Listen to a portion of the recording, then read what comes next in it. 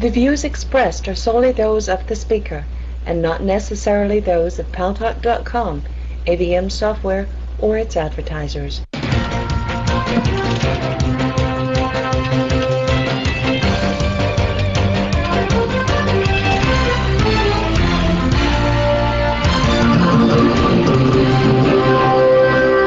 News Talk is online. News Talk Online is a production of Paltalk.com, the largest multimedia interactive program on the internet with more than 4 million unique users, now on demand on iTunes and on YouTube, and syndicated by CRN Digital Talk Radio.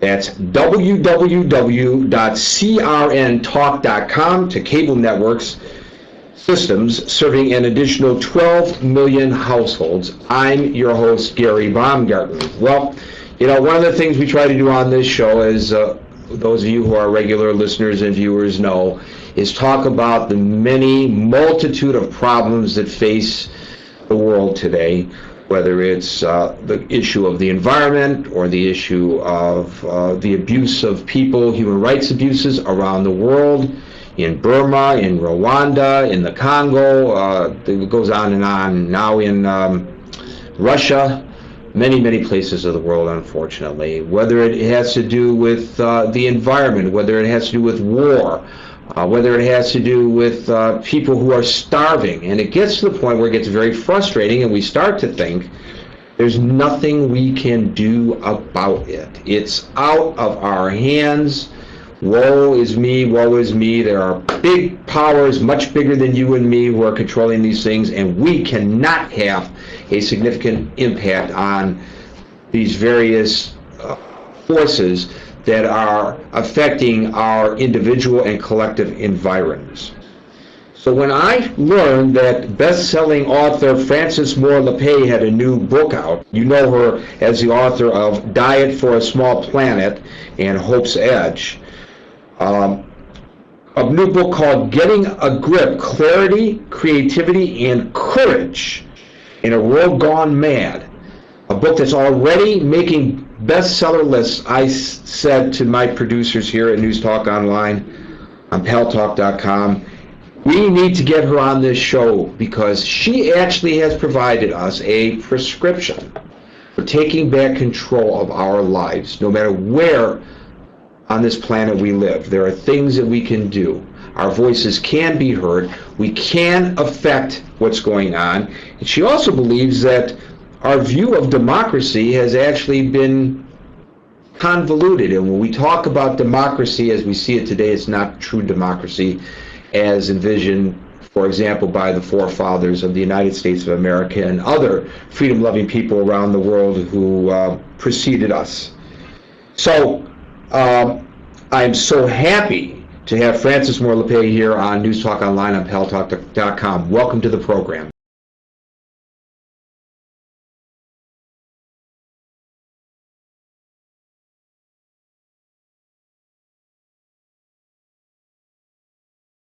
And boys, I am not hearing the guest.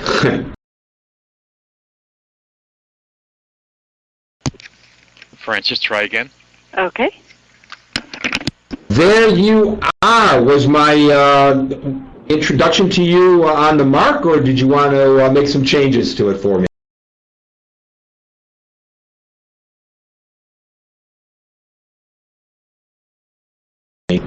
Buzz, is she not hearing me? What's the issue here? Because I am not hearing her.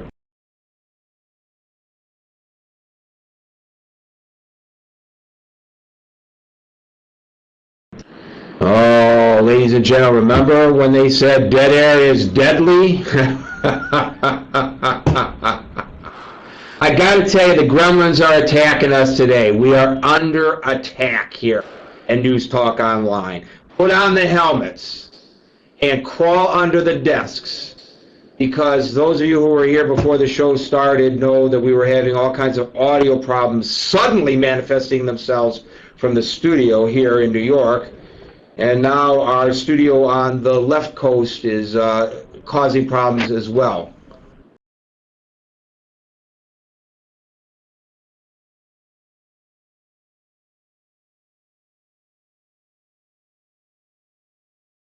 Well, Boaz advises me that he has a technical problem on the West Coast.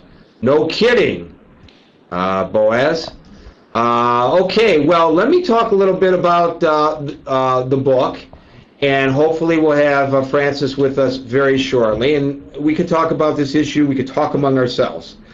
The book, as I suggested, is called Getting a Grip, Clarity, Creativity, and Courage in a World Gone Mad, already making bestseller lists.